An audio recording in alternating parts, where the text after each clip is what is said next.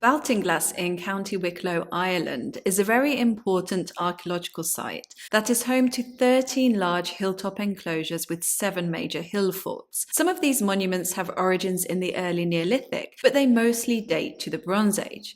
One of the largest hill forts in Ireland is the Brusselstown Ring, which is part of this archaeological landscape.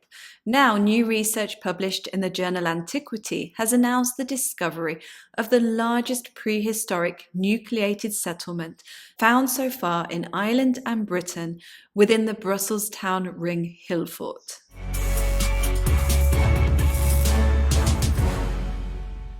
Baltinglass in Ireland is packed full of archaeological features, including enclosures, hill forts, CURSUS monuments, mounds, stone circles, cairns, and barrows.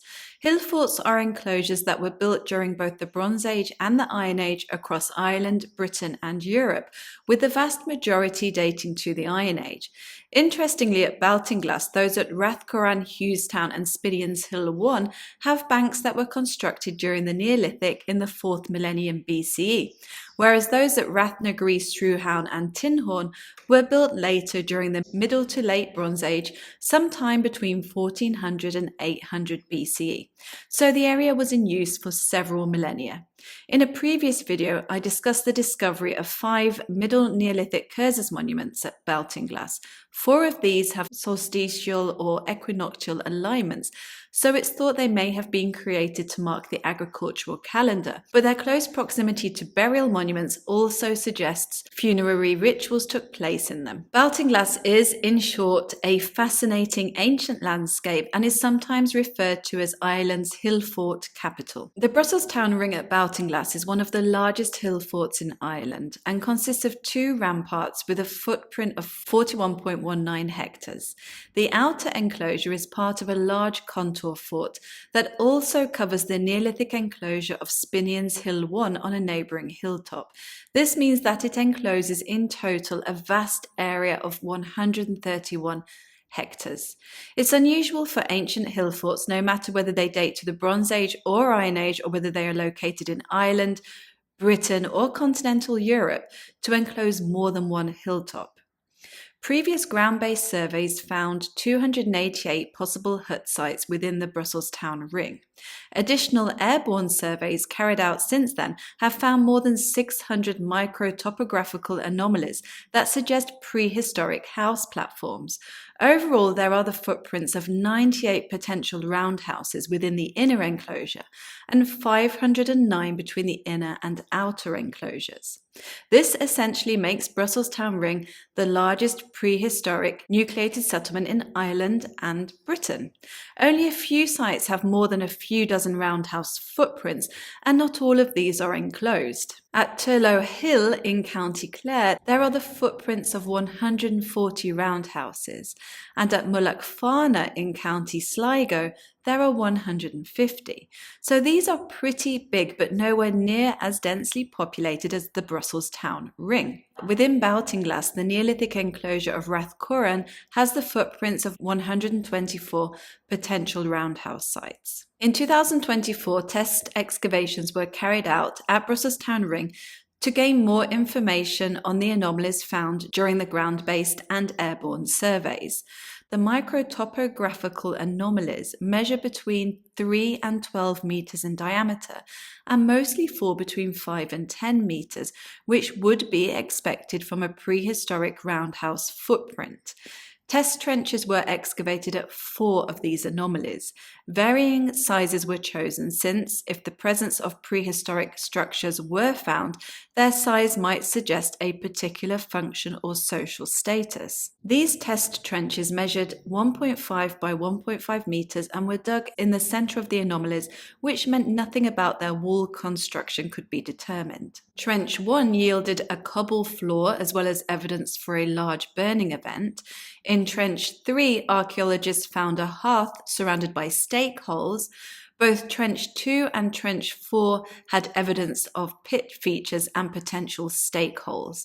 A limited amount of artifacts were found, as is expected in Irish hill forts, with the trenches yielding a small amount of lithics and some burnt clay. Radiocarbon testing dates the site to the Late Bronze Age between 1210 and 780 BCE. However, some dates obtained from a stake hole and pit infill in Trench 2 showed that the house platform had been in use during the early Iron Age between 750 and 400 BCE.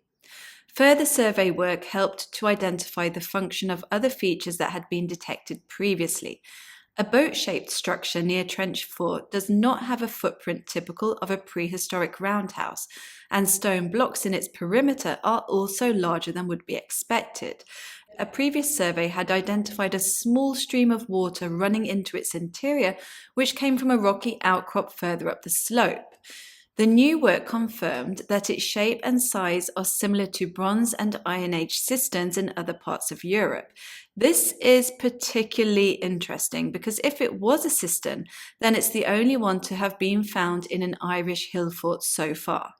Furthermore, as a feature of communal infrastructure in a densely populated site, it suggests that other settlement-level planning and construction may have taken place to support the needs of the people living there. The latest published work on the Brusselstown Ring is preliminary. Further investigations will be carried out to determine the structural features of the prehistoric roundhouses, to establish the chronology of the enclosures, and to find out more details about the possible cistern. In the context of the Baltinglass archaeological landscape, it's useful to discuss the types of hill forts that were common in Britain and Ireland during the Bronze and Iron Ages.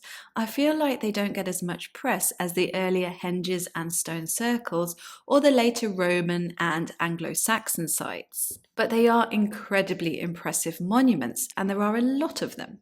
Did you know that the online Hillforts Atlas maps 4,147 hill forts in Britain and Ireland? The most common type of hill fort is a contour fort, which was built on top of a hill with its earthwork enclosure or enclosures following the contour of the hill, hence the name. Such hill forts are further categorized based on the number of ramparts they have: univalate for a single circuit, bivalate for a double circuit, and multivalate for several circuits. They also vary in their access points, with some having one simple entrance, others having a sunken passageway leading into them, and a few having much more complex types of gateways. Other types of hill forts are those built on promontories, which are naturally defended by steep slopes on 3 sides and then have an artificial rampart on the 4th side, and those built on the slopes of hills rather than on the top. Of course, many of the hill forts were remodeled and extended over time, and they are often found in landscapes where more ancient monuments would still have been apparent when they were built. So there is a possibility that their locations were chosen because that particular land already had symbolic importance associated with more ancient monuments, or it could be that physical aspects of the area have been considered practical and useful during many different time periods. For example, the top of the hill is useful for defense, and a river and a spring are useful for their water supply. In spite of their name, the extent to which hill forts played a defensive role has been debated extensively by archaeologists. In some ways, they do not all offer the most robust defensive systems, and it could be that they were used more as a show of power, or that they had a ritual function. Not all of them contain evidence of a settlement within, and some were only inhabited seasonally, which also makes it hard to determine exactly what they were built for. The general consensus seems to be that they didn't all have the same function, but they were mostly used for communal gatherings, whether that be for something commercial like trade or for something ceremonial like a feast. I think it's interesting that the banks of the Brusselstown Ring date back to the Neolithic, but I suppose it doesn't necessarily mean that Bronze Age builders wanted to construct their hill fort on top of a more ancient monument. It could just be that by using an older earthwork, they had less work to do. Another interesting feature of Scottish hill forts and some in continental Europe is that they have stone enclosures that have been vitrified.